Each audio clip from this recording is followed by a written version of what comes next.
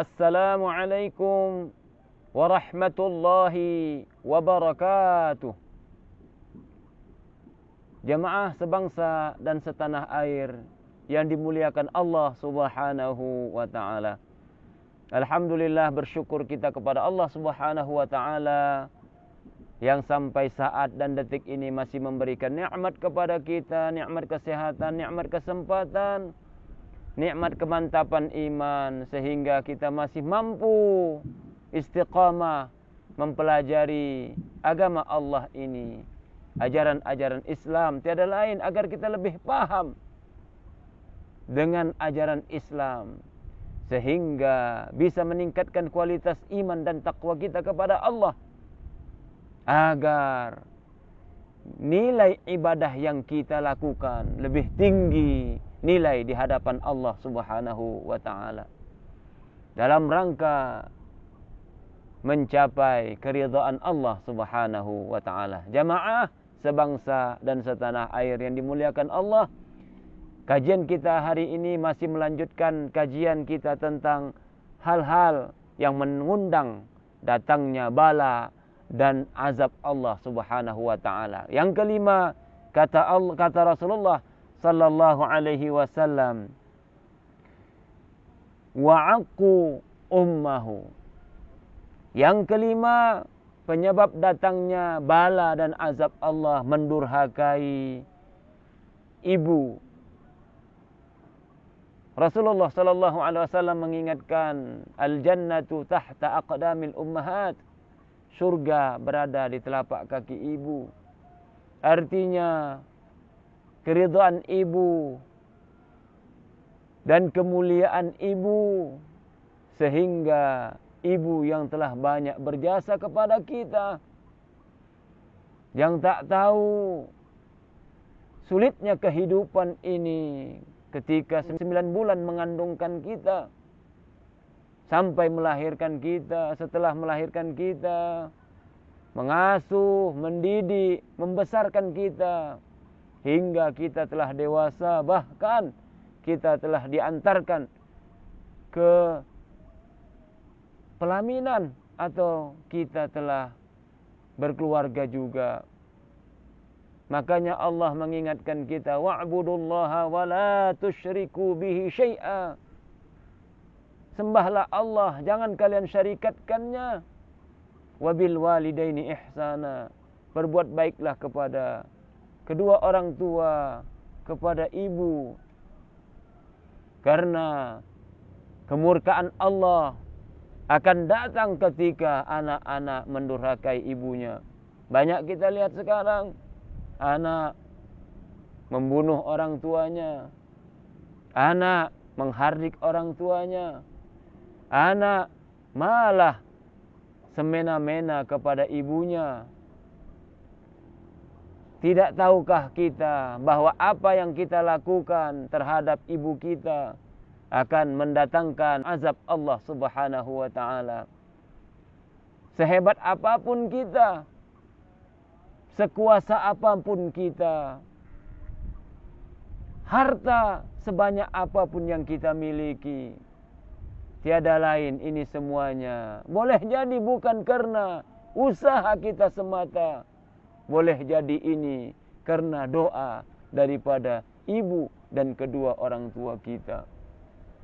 Jangan lupa, Allah mengingatkan kita untuk berbuat baik kepada kedua orang tua, kepada ibu khususnya. Sehingga Rasulullah sallallahu alaihi wasallam ketika ditanya sahabat, siapa yang aku hormati, siapa yang aku taati, Rasulullah mengatakan, ibumu. Kemudian sahabat bertanya lagi, siapa lagi? Ibumu. Tanya lagi, ibumu. 3 kali Rasulullah mengulangi kata-kata ibumu, ibumu, ibumu. Baru yang ketiga, ayahmu. Apa artinya? Bahwa anak, ingatlah wahai anak, hargai ibumu, hormati ibumu, sayangi ibumu. Bagi yang telah wafat ibunya, doakan dia setiap saat ketika engkau setelah salat. ketika dia masih hidup.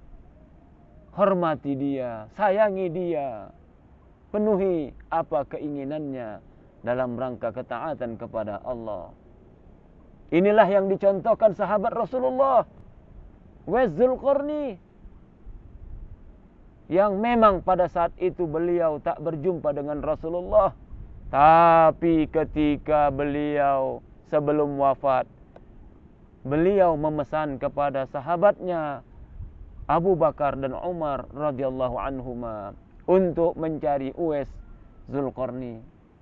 Dan ketika itu juga Umar bin Khattab, setelah wafatnya Abu Bakar, Umar bin Khattab menjadi khalifah, datang kafilah ataupun rombongan pedagang dari negeri Syam. Kemudian mereka bertanya kepada saudagar tersebut, tahukah kalian Uwais Dzulqarni?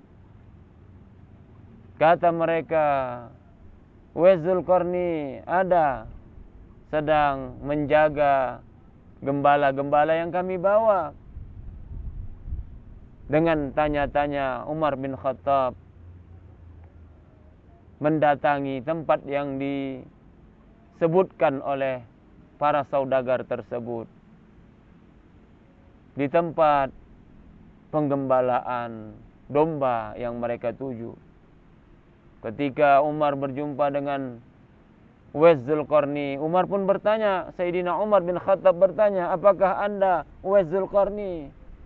Benar ya Khalifah, benar wahai Khalifah Amirul Mukminin. Kemudian, apakah anda pernah bertemu dengan Rasulullah sallallahu alaihi wasallam? Tidak pernah wahai Khalifah, karena tidak ada waktu untuk bertemu dengan baginda Rasulullah sallallahu alaihi wasallam, karena saya harus memelihara ibu yang sudah tidak bisa apa-apa lagi. Saya harus memandikannya, saya harus memberi makannya, dan saya harus menjaganya, sehingga sampai wafatnya baginda Rasulullah pun saya tak sempat ketemu. Kenapa? Karena semuanya ini karena saya mengabdi kepada ibu saya. Jadi kenapa engkau saat ini ikut? Beliau mengatakan, baru beberapa minggu atau beberapa bulan ibu saya telah wafat dan telah meninggal, sehingga saya bisa ikut kafilah ini ke Madinah ini. Tidakkah engkau tahu baginda Rasulullah telah wafat? Tahu wahai Khalifah, tapi hati ini sakit sebenarnya untuk datang ke sini karena telah wafatnya junjunganku, orang yang kusayangi. Khalifah pun mengatakan, wahai Uwais Dzulqarni, meskipun engkau tidak berjumpa dengan baginda Rasulullah, tapi beliau telah menitipkan kepada kami untuk menjumpaimu, bahwa engkaulah yang harus kami tuju sebagai titipan baginda.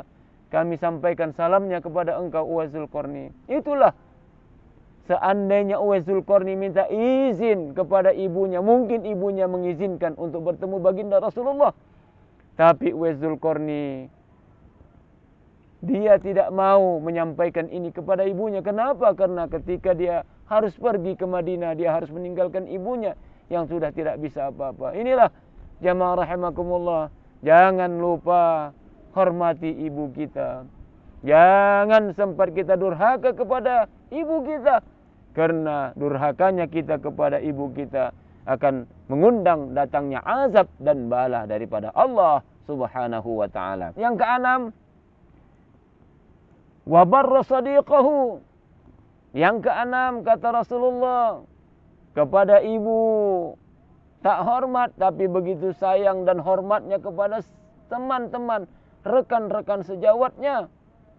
Inilah yang kita lihat anak-anak sekarang, remaja, remaji, putra putri, lebih dengar dia ucapan teman-temannya, Lebih hormat dia dengan teman-temannya dibanding orang tuanya, dibanding ibunya.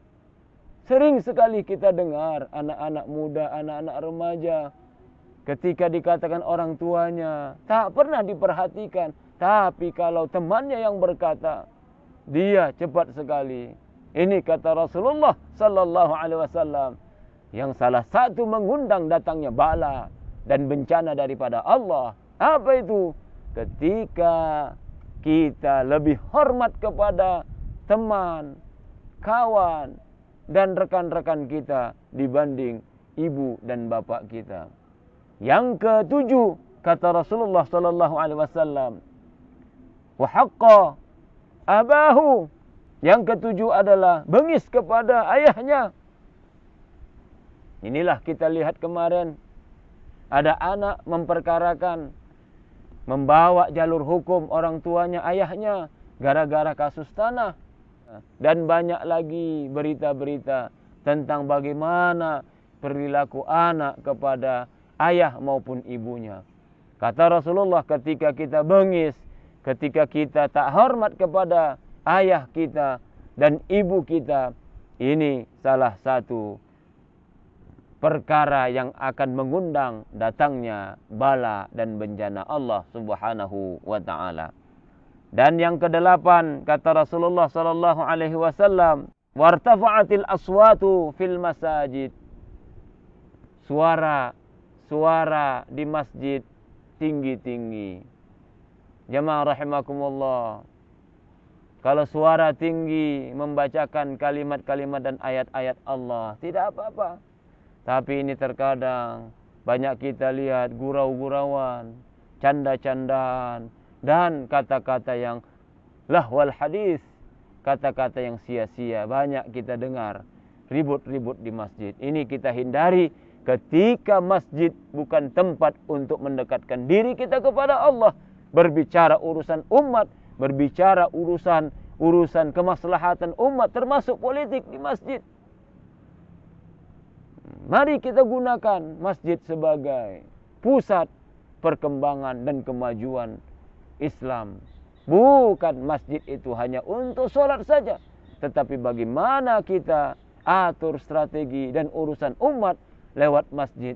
Makanya Allah dalam surah Al-Jum'ah mengatakan, "Fa'idha qudiyatis shalah fantashiru fil ard." Ketika salat telah engkau tunaikan, bertebaranlah di muka bumi Allah ini. Demikian usikum wa iyaya nafsi bitaqwallah. Wassalamu alaikum warahmatullahi wabarakatuh.